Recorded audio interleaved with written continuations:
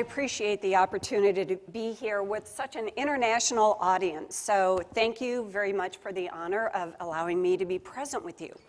And what I'd like to do today is to talk about technology, but many times we focus on delivering education through technology. And I'd like to shift that a little bit and think about how education might be fundamentally changed because of technology. And where I'd like to start is by thinking about what's going on, because the things around us are getting smarter all the time. It's not just that your iOS needs to be updated or you need a new version of Windows. There are all kinds of new things happening with technology, but sometimes we don't recognize it because we're very homomorphic. We expect things to think and behave like we do. And one of the things I'd like for you to remember today is that there are lots of ways of being smart that aren't smart like us. I'll give you 3 quick examples of what I'm talking about with the technology. Anybody get an Alexa for Father's Day? That was one of the, yes, my husband wants one for Christmas now since he didn't get one for Father's Day. Alexa is one of those smart devices, right? It does voice recognition, but of course, once it recognizes what you're saying, it shunts that back to an artificial intelligence engine to have that parsed out, figure out what it's saying, figure out the probability that it's got the answer that you need, and then delivers that back to you. It does a lot more than just turn the lights on or off or play music for you. It gets you answers. So it's smart, but it's smart in a way that isn't like us. Robots. Meet Baxter. Baxter happens to be a new version of robot that people call collaborative robots. He can work with you. He literally has eyes in his head. It's kind of cute, but he's a smaller kind of robot. He's not one of these big industrial robots that has to be in a cage. He's small. He can see, he can work with people. He senses whether you're right-handed, whether you're left-handed, whether he needs to move around you. And unlike many robots that we've been used to in the past, he doesn't learn by being programmed. He learns by watching you do things. So smart, but maybe not smart like us. And of course, what all of this points to is really artificial intelligence. We've somehow silently slipped from an era of data processing to knowledge processing. There are massive repositories of information, processing power that are out there now being smart, but they're not smart in the same way that we are. And some people prefer, rather than talking about AI, artificial intelligence, to think about intelligence augmentation. But the point is, the world around us is getting smarter. And if it's getting smarter, then it probably has implications for us, for our disciplines, as well as for education. So what I'd like to do is explore that world around us for just a bit to give you a sense of some things that I think are pretty significant and attach phrases to them. Because one of the problems in our modern world is things go by so quickly. It's like, where did it go? I missed it. So I'd like to pause on a couple of items and tell you why I think they're significant, and then we'll draw some connections with higher education. And in this world around us, one of the things that I think is happening is that our computers are becoming increasingly capable. Mentioned artificial intelligence just a moment ago. One of the artificial intelligence systems that you've all heard about is IBM Watson, I'm sure. And Watson started out by winning Jeopardy, but has gone on to do many, many things. You may have seen in the Wall Street Journal over the last couple of weeks lots of ads about artificial intelligence and IBM Watson. But again, it's smart, but not smart like us. It can think, but it doesn't think in the same sense that we do. And of course, the old version of AI tried to program machines to be like a brain. But that's not where the real power is. The AI that we have today solves problems by having massive amounts of information and basically using brute force computing. Lots of information, lots of speed, lots of different options. using predictive analytics and probabilities to deliver solutions that are more accurate many times than human beings can. Well, where's Watson used? In healthcare. There's some great stories about combining lots and lots of information that we would simply never be able to stuff into our heads.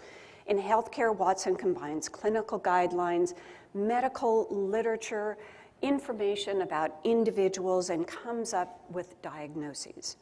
One of the ones you may have heard about is the application of Watson to oncology, where it's not just all the medical literature, but there are a lot of genomic issues that have to be dealt with to come up with the right diagnosis. Watson's used in manufacturing, the Internet of Things, all of those little things blipping out there all the time. You can sense what's going on and proactively send repair teams in, for example. Logistics, being able to understand flow chains, where there are going to be traffic issues, and of course, financial issues. The point is, those computers are really smart. And the computers develop new knowledge by feeding on data. And of course, we are in a world where we're generating more data all the time than we ever have before. Not only is there a massive body of information that we have always had, but we're doubling the amount of information available every 2 years, and soon it will be every single year. And of course, that's what artificial intelligence learns from. It learns from data. And some of these engines that the world is learning from are things that are right in front of us that we may not even notice, things like Google. There are 3 billion queries done a day on Google. And every time there's a query, Google learns something, doesn't it? The kinds of things people are interested in, where the information is out there, how to return responses. So Google, Amazon, Facebook, massive systems that we don't think as artificial intelligence, perhaps. But they really are, and they're collecting information all the time. And because of cognitive systems processing, and many of you probably as computer scientists or computer engineers know a lot more about that than I ever will, that information begins to be usable. And past information can become usable. You can look at medical records for the last X number of years, and because you've got a large volume of that information, you can begin to see patterns emerge that we simply couldn't do when we were doing it by hand. So it's not just new information, it's old information being aggregated in larger quantities that allows us to learn and allows our machines to learn. And in sort of a flip, it's interesting that that knowledge processing may actually be the thing that extricates us from information overload. And the example I would share with you is something that we all are probably familiar with, academic research. There's so much scientific information being generated, you can never hope to keep up with it. Knowledge processing may actually be the answer to that. So people estimate that there is a scientific paper released every 30 seconds. Now that, of course, is across all kinds of disciplines. But if one's being released every 30 seconds, you compare that with an individual's ability to consume that information, to assimilate it. And researchers say that's 1 to 5 papers a day. So you can pretty quickly see there's absolutely no hope we will ever be able to keep up with all of that knowledge. But one of the applications of Watson, developed by Baylor University, is this thing called the Knowledge Integration Toolkit.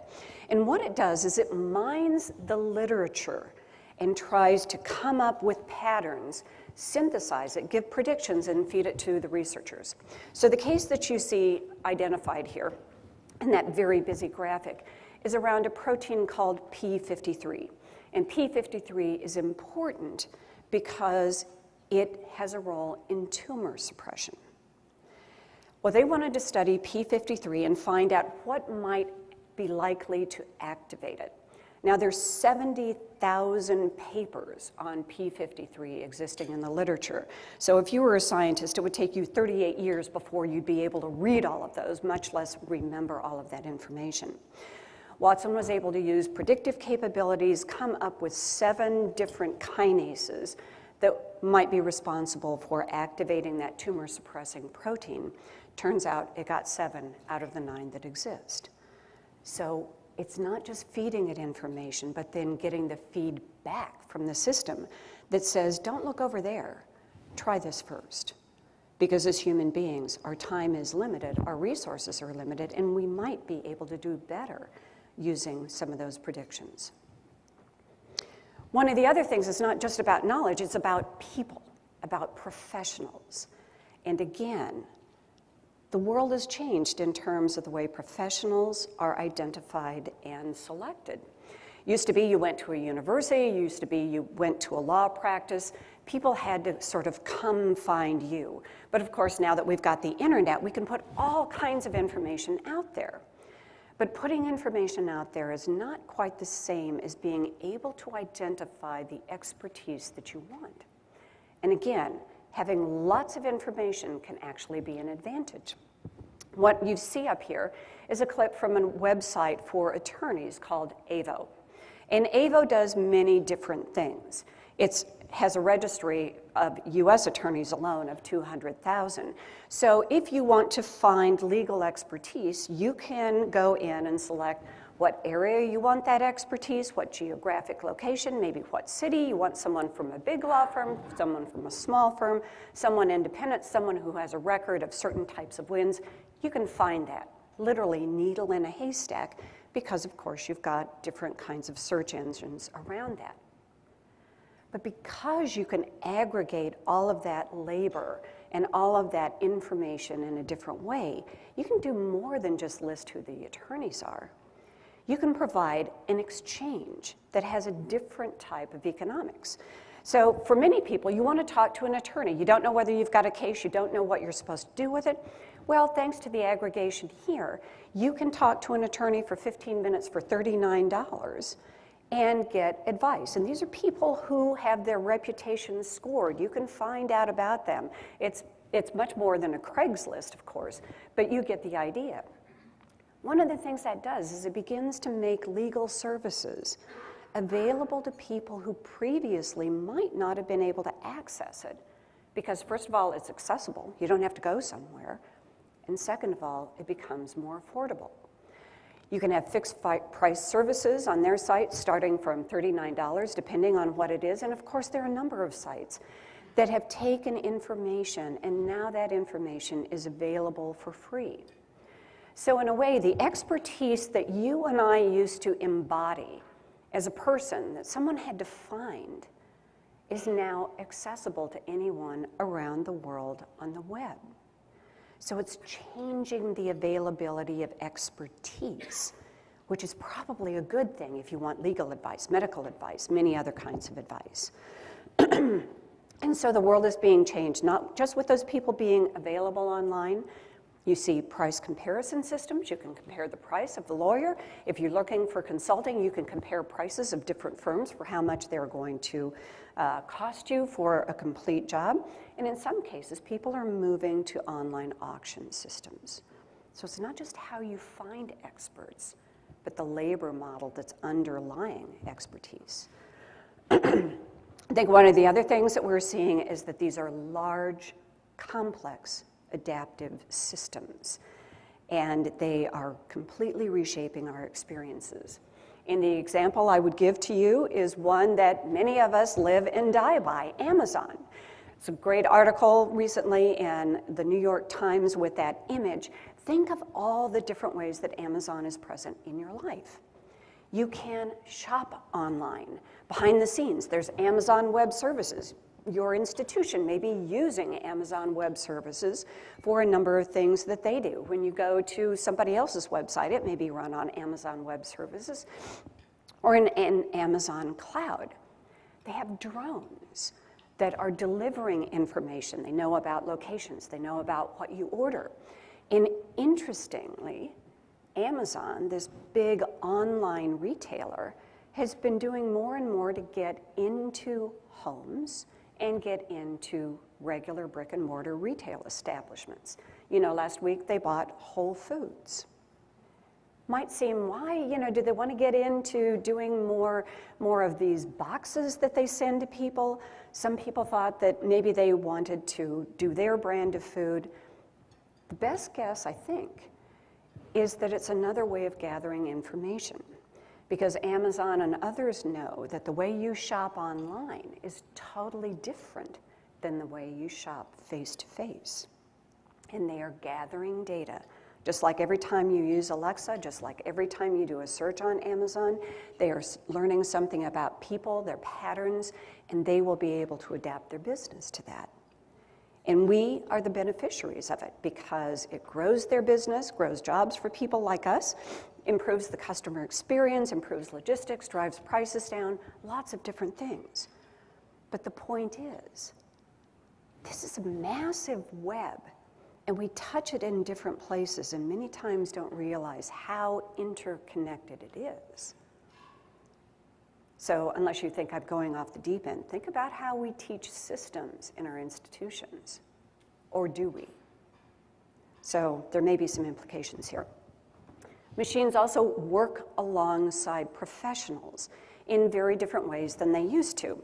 To keep moving along with Amazon, think about e-commerce fulfillment centers. They're chaotic. They've got lots of different packages. They've got lots of stuff to pick, pull, package, and send out.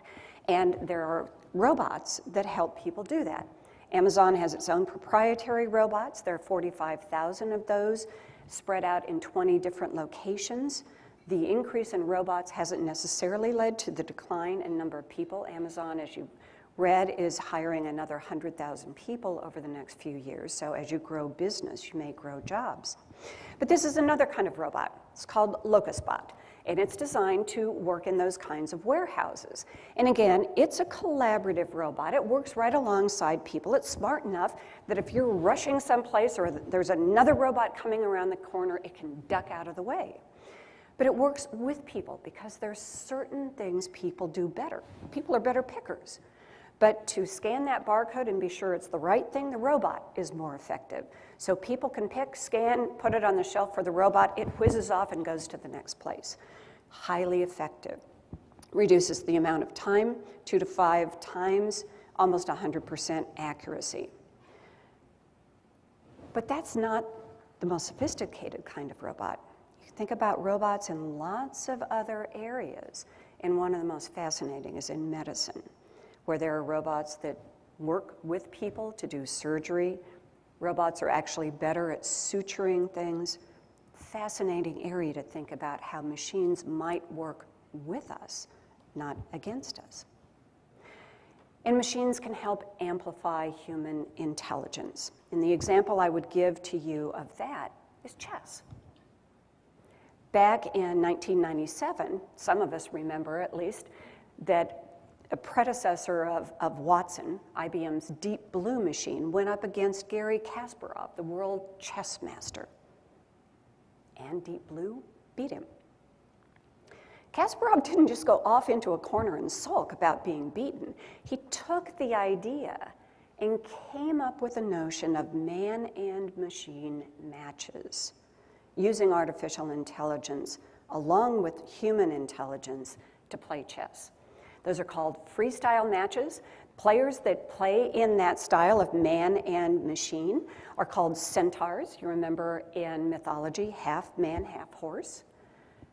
And actually, in the 2014 freestyle competition, centaurs won more games than AI alone or human beings alone. And interestingly enough, it hasn't reduced the interest in chess. Chess is more popular today than it has ever been. And the final example I will give to you from this world around us is that machines are now empathizing with us. And I think this one's pretty cool. I have a 92-year-old mother who needs care, who gets lonely. We're now beginning to explore artificial intelligence for the aging. People need social companions. And not all the time can that companion be a person. So AI is exploring what can be done to provide companionship to the elderly using technology. And it goes beyond Alexa as a home assistant. It doesn't just take your orders or turn the lights on or off. The example I've got for you is relatively new, out of Israel. It's called LEQ. LEQ is that little platform, little triangular platform. It looks like a lampshade and a PDA. And Ellie is a companion, but doesn't try to look like a human being, like, R2-D2 with arms and things. Ellie looks kind of like a lampshade, but she talks. And you can't see it in this image. You need to go to the online video. Her face will light up. And so when she talks to you, if she wants to get your attention or has something to say, she might put her head back and her face light up.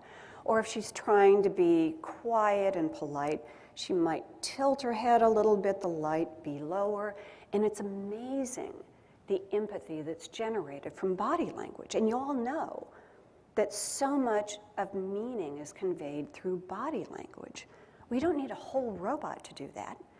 Ellie can do that in the small space that many times the elderly have in their homes. You can have video chats come over that PDA or iPad-like device. People can send images of kids. You can have an online game to play with the person. And of course, when you have other monitors in the home, you can tell whether someone is active, reminding someone just like your little Garmin or Fitbit watch that it's time for you to walk again. And of course, it learns preferences as it goes along. So the point is, there are lots of things that are happening in the world around us that I think carry a great deal of significance. And it may have passed us by because we're kind of in this lag phase between realizing we were in an era of data processing to knowledge processing. So what I'd like to do is take time now to go into 3 different areas and begin to explore what some of this might mean for education. Not necessarily the delivery of education, such as e-learning, MOOCs, or adaptive learning, but the real core, what we teach and how we teach it. So I hope you will take away that machines can discern patterns, identify trends, make predictions. They can perform cognitive tasks. They have manual skill and dexterity, and they can detect emotions. So if they can do all those are things we do in our professions, right? As a professional, you have expertise, and you have a way of doing things, the way that we perform, the way that we deliver services. And if the machines can do all those things, might have an impact on our professions and our disciplines. And I would suggest that when we look at what's happening in that world out there, that our professions are being reconfigured because we're able to share some of these tasks and capabilities with highly capable machines. One example, similar to the one I gave you earlier around the p53 protein. These machines are able to discern patterns and make predictions. And of course, one of the problems for us is we can never consume enough information. You don't necessarily know where to look first. And in collaborating with our colleagues, many times that's one of the things that happens. You have an idea, you feed off of each other, you know where to look first. Well, because of artificial intelligence, you can help solve problems. This happens to be a company called Atomwise, and their mission in life is to use artificial intelligence for drug discovery. And one of the ways that they do that is they look at drugs or compounds that have been created and may not have found their way into the market in certain areas because they have side effects. But those side effects tell you something about the way the compound works, right? So they mine the information on the side effects and match that with other disorders to see whether there might be a good match and try to move things forward. One of the early successes of Atomwise was with the University of Toronto, where they had 2 drugs identified that help reduce the spread of Ebola. So it can go from the realm of almost science fiction into something that's very practical for people.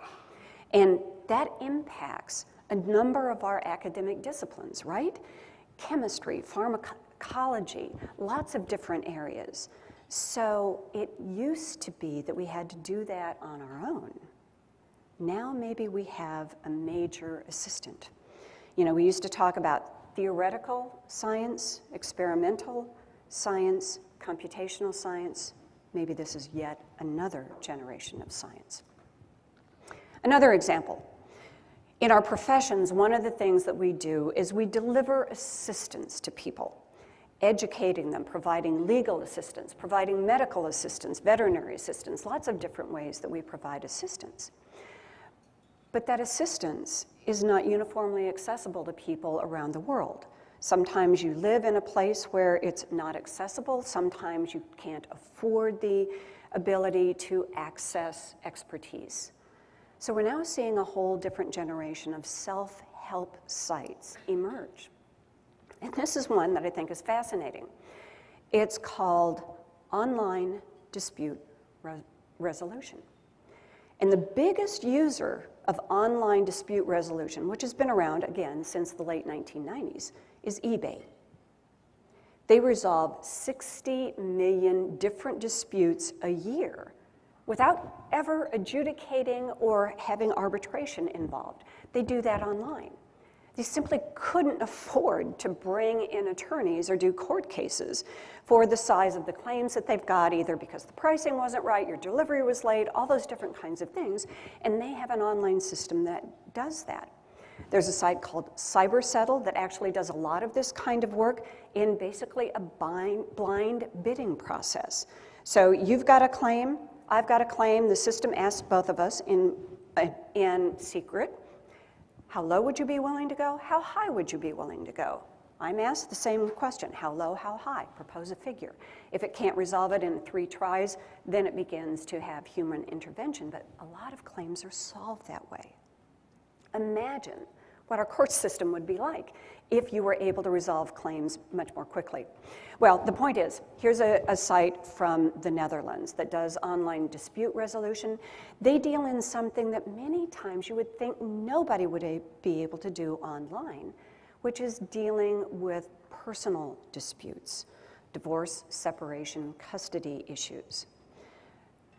But they're a model of a kind of platform that's actually very helpful, because part of what they do in the question and answer process that is the front end for how you enter this system is it will ask you a series of questions to be able to understand really what the issue is.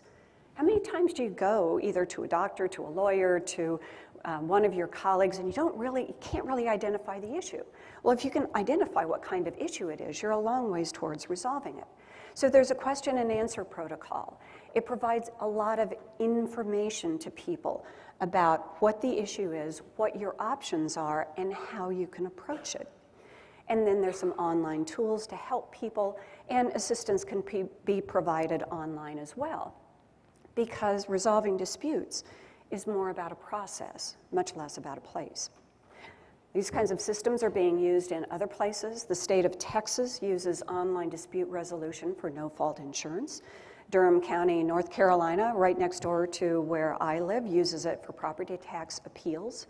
And in the UK, there's a proposal to create a new low-level civil court system that uses online dispute resolution because they cannot continue, either through complexity, cost, or time, to continue doing low-level civil claims the same way they have. That changes the profession, doesn't it? It doesn't necessarily demean it. It provides assistance to people who maybe couldn't get it any other way. And it allows us to move on to doing some other things. This is Kismet. Say hello to Kismet. Kismet is giving you a nice big smile. He's a robot from MIT. And I want to make the point again that robots interact with the world. Our scientists have done such a wonderful job in things like signal processing so that our robots can hear, they can see, they can touch, they can sense wind, temperature, and we use them to do all kinds of things that we don't want to do, we can't do. They're used, of course, in manufacturing, but we use them for exploration. Going into volcanoes, that's not something that any of us is going to be able to do and come back out alive. You can explore in space, you can explore underwater. You can use robots to clean up toxic waste spills, to go into situations and defuse bombs. They can do a lot of different things. But think about the application of robots in medicine, where they are literally working hand in hand with professionals. And there are lots of different ways that you can improve the productivity of professionals. There's a robot that's used in many hospitals now called Tug. Tug is a box that can drive itself through the hallways, get on the elevator, push buttons on the elevator to go up or down to a floor using infrared rather than manually touching it. But it delivers linens, it delivers lunches. There's a coded one that delivers medicines. And what it does is it increases the efficiency of nurses, because many times nurses can't do their job because the room hasn't been turned over, because they don't have the medicine. The patient is waiting for something. So by automating a process, it's actually able to improve the efficiency of someone who is in short supply, a registered nurse. There's a system that some of you may know about. One of my in-laws has actually experienced it, called Da Vinci, that does telesurgery. There's a video online that literally will sew a grape back together. Amazing things. That's changing our profession. It's not cutting the surgeon out. You still have to have a surgeon, but what it's doing is it's removing a task from that larger job profile. So when we have these conversations about jobs going away, maybe that's not quite right. What it's doing is shifting the emphasis. This is some economic information from a researcher called by the name of Deming, came out first in 2015, updated last year. And basically what he's saying is that even highly skilled jobs can be automated. They can be done by machines, they can be done by algorithm. And if you think about it, we've gone from robots building cars to driving them in just 10 years. So a lot of things are changing in the workplace. But the key is not that something's been automated and taken away. The key to good jobs, to employment, to good salaries is not just the cognitive, but the interpersonal skills. And I think that has huge implications for what we emphasize in higher education. Again, back in the 90s, there was something we talked about called T-shaped professionals. You're seeing a resurgence of that, which is exactly what you're seeing in these economic data. People need to have depth in a discipline or a technical field, that's the bottom part of the T, and they need broad skills to work with other people and to work across a number of different problems. So I think the use of machines is changing the kinds of things that we might need to think about in education. So my hypothesis is that machines and systems are going to work alongside professionals. And if they are, what does that mean for our disciplines? We don't usually talk about machines being part of our disciplines, do we? What does it mean for education? How do you think about allocating tasks between people and machines? And are we just going to wait till people get on the job to figure that out?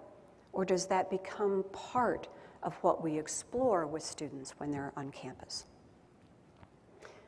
A second area I want to think about is the implications of our world being super connected and highly social media.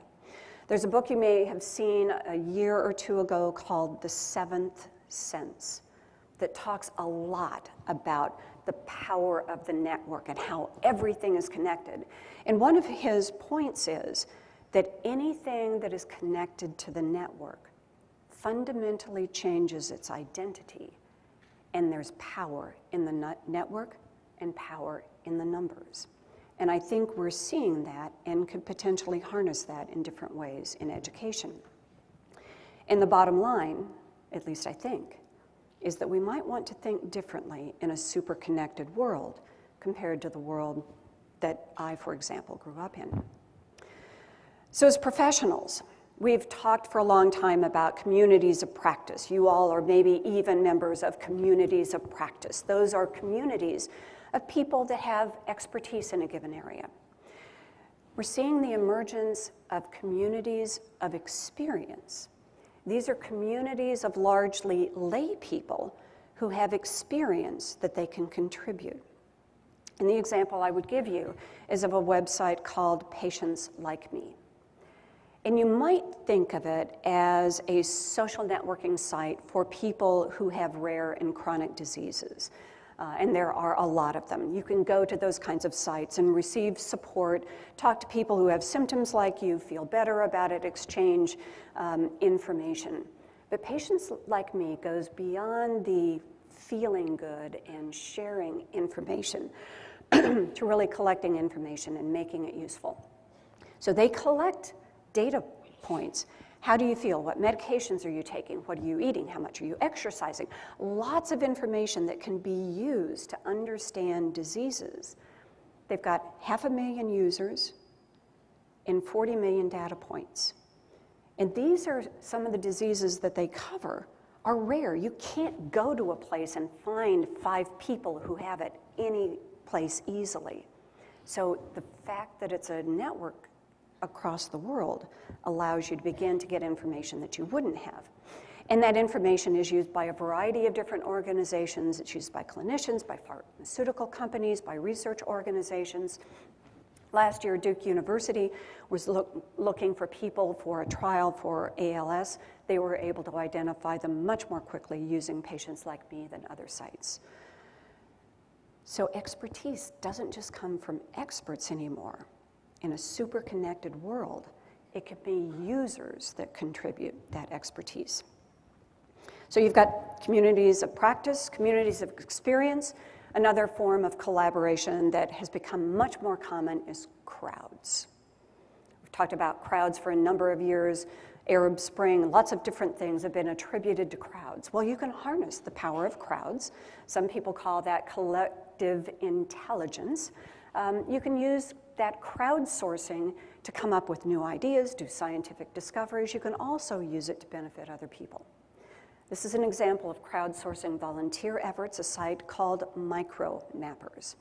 And what Micromappers does is they map where there have been national or natural disasters and try to figure out where to supply aid. So if you have a big disaster, you can't get on the roads. Maybe the roads are broken up from an earthquake. You don't have electricity, the cell towers are down. How do you get information about many times some of these remote areas that have massive damage? Well, they fly drones over them. And as they collect the images from the drones, it's GPS tagged, so they know where it's come from. And they use volunteers who use a little application on their phone. You can see an image of it there. And they ask people to score the image. No damage, moderate damage, significant damage.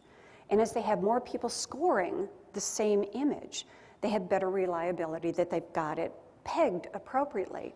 So with the information about where there's significant damage and the geographic information, they can create a map and deploy relief aid based on what they're finding.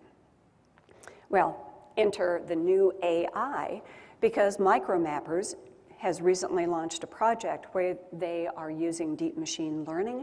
They're having volunteers work with the machines so they can learn algorithms, so that will be automated and even more accessible. It won't be reliant as much on people. It's not just crowdsourcing, crowdfunding. We started to see crowdfunding a number of years ago, sites like Kiva that would make microloans many times to women in developing countries. They're repaid at a rate of 98%, something that I think most of our regular banks would love to see. But you're seeing crowdfunding moving into education as well. Crowdfunding is raising small amounts of money from large numbers of people to get something accomplished. And the place that you may find crowdfunding experiments in your institution is in your development office, because the millennial generation doesn't like giving just to the usual capital campaign. They want to know where their money is going and what it's going to do and get the results of it. So a lot of development officers are experimenting with that, because you can identify specific projects and microfund some of those. But it's also being used in scientific research. And the example I have on the screen there for you is from a site called experiment.com. It's not the only one. There's a petridish.com. There are lots of them. And it's got 3 of the biology experiments that they're looking to fund. And it works just like Kickstarter. Any of you ever use Kickstarter? Yeah.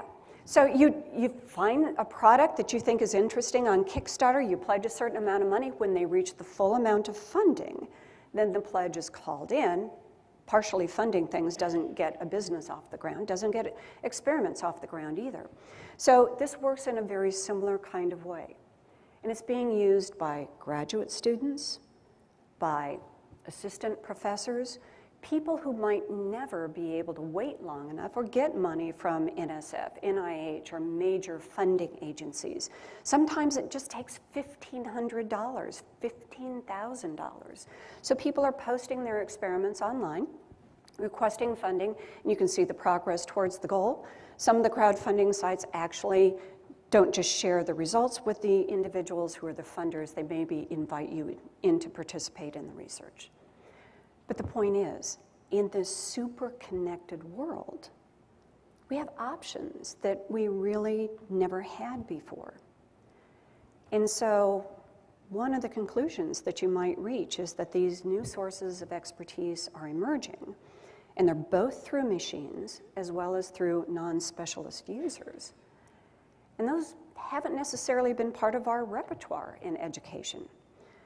So one of the questions you might ask is, so what do those platforms mean for how we develop expertise?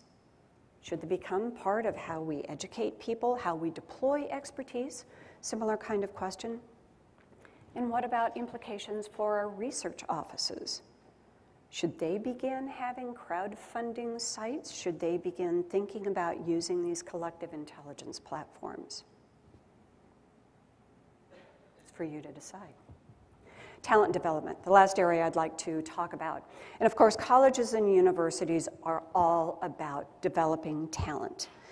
But if you develop talent and nobody can find it, if you have higher education but there's a gap on the hiring, you may not have the economic development that many of our institutions want to provide, both to our institutions and to society. So again, I think a new set of tools and technologies are giving us something different to work with.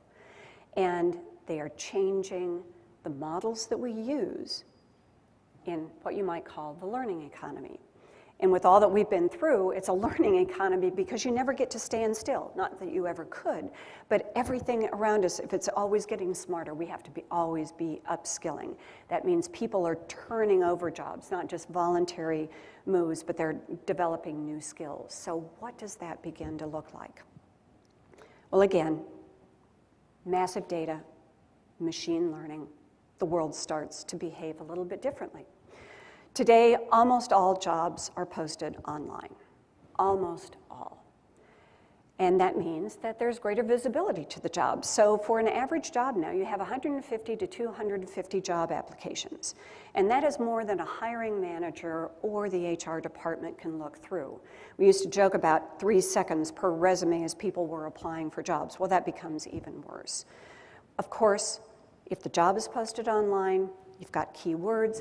If resumes, test scores, experiences are online, you can begin to do matching in ways that we simply weren't doing before.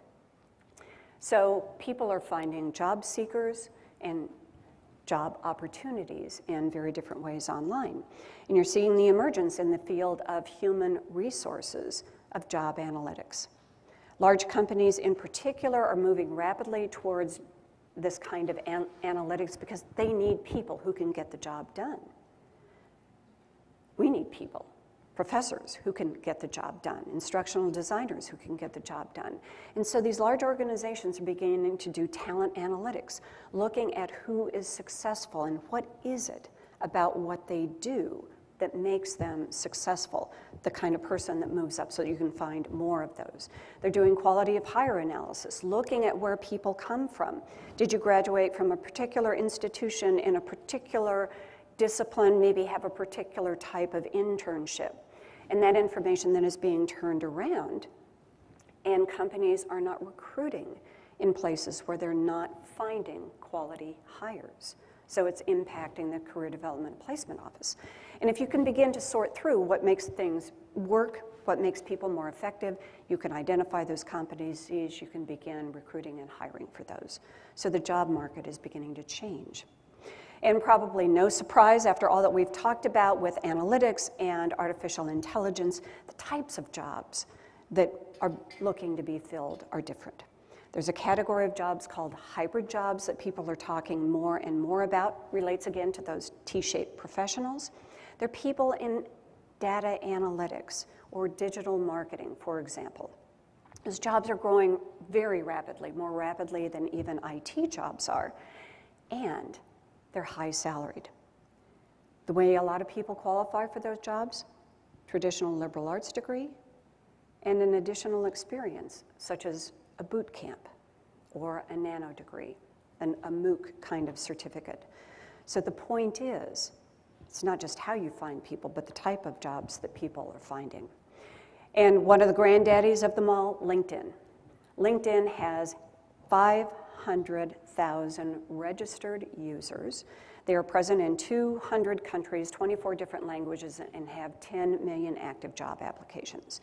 I venture to suggest that probably everyone in this room has a profile on LinkedIn.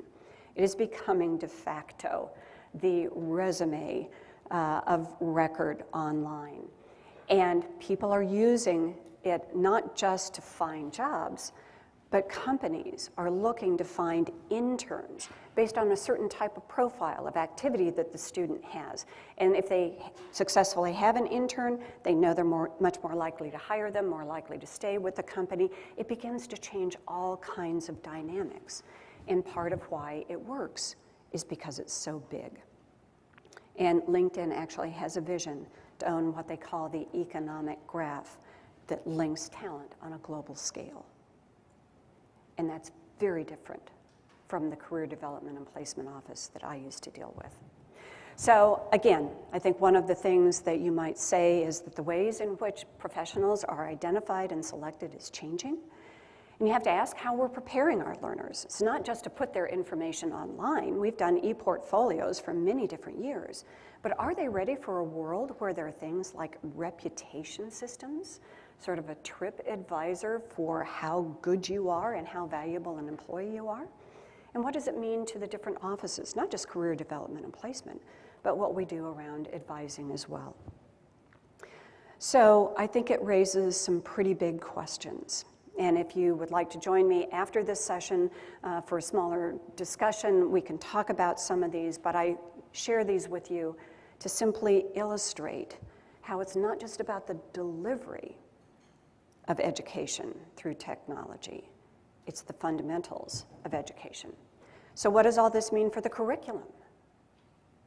Should analytics be part of the curriculum?